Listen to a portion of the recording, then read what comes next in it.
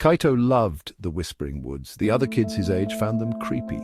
Not Kaito. He loved the way the wind sighed through the bamboo. He loved the way sunlight dappled the mossy forest floor. Most of all, he loved the way the trees seemed to whisper secrets, secrets only he could hear.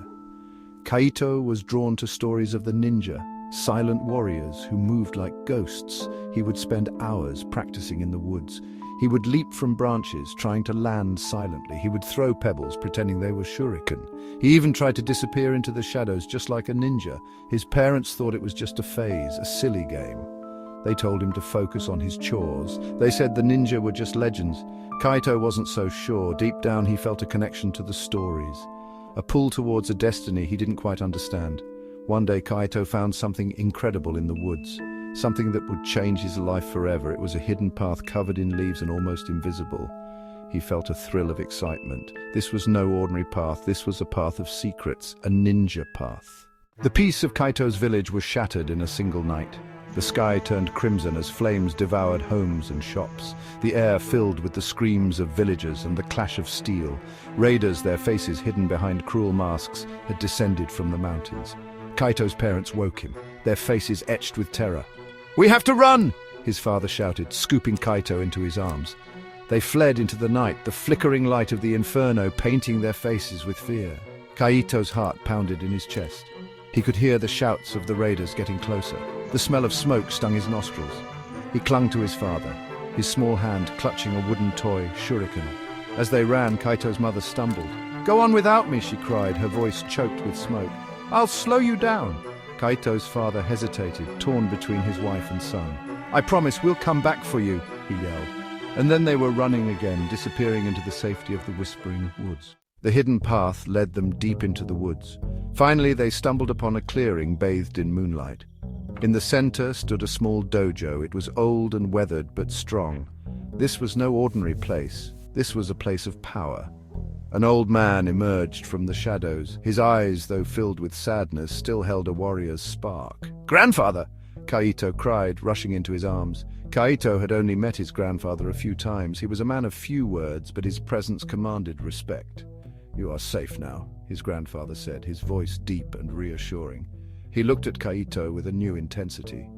"The raiders have awakened an old pain," he said, his voice low, "but they have also awakened a legacy." He placed a hand on Kaito's shoulder. "The legacy of the mountain ninja." Kaito's eyes widened. This was it, the destiny he had always felt. He was meant to be a ninja. He would learn to fight. He would protect his family. He would avenge his village.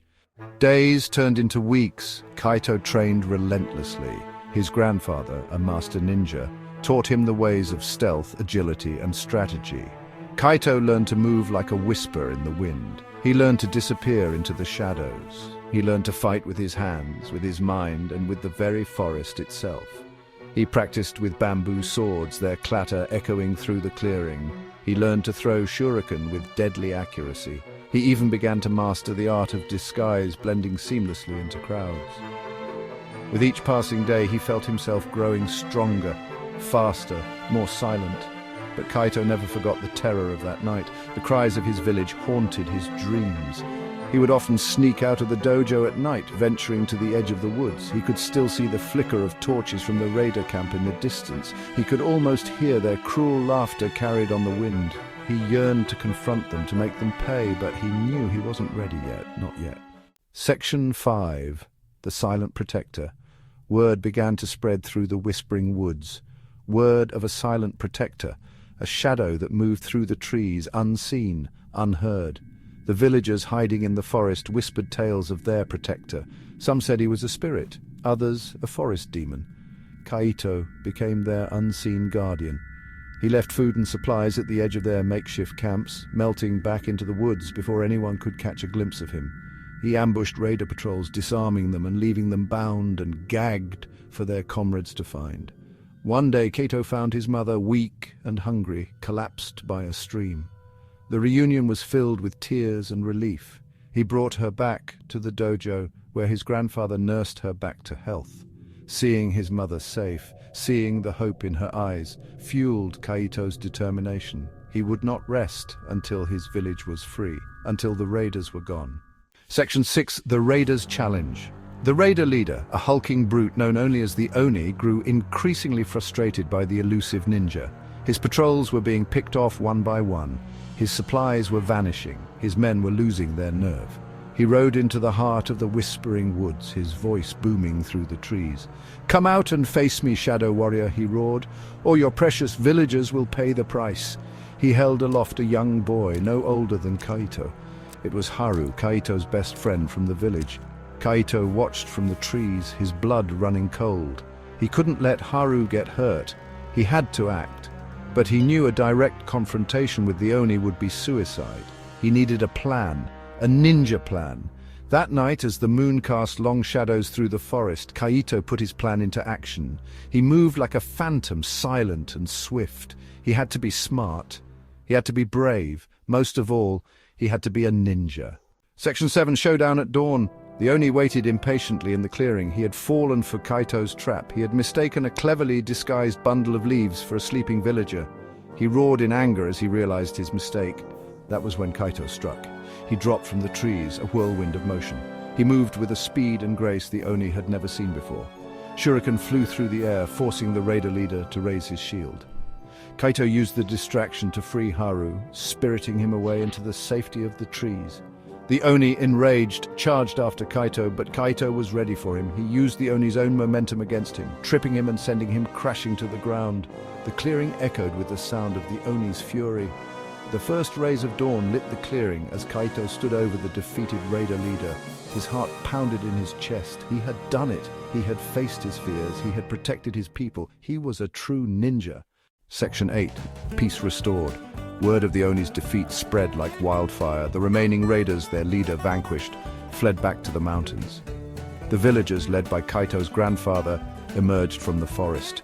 Their faces, though haggard, were filled with relief and gratitude. Kaito watched from the trees as his parents embraced.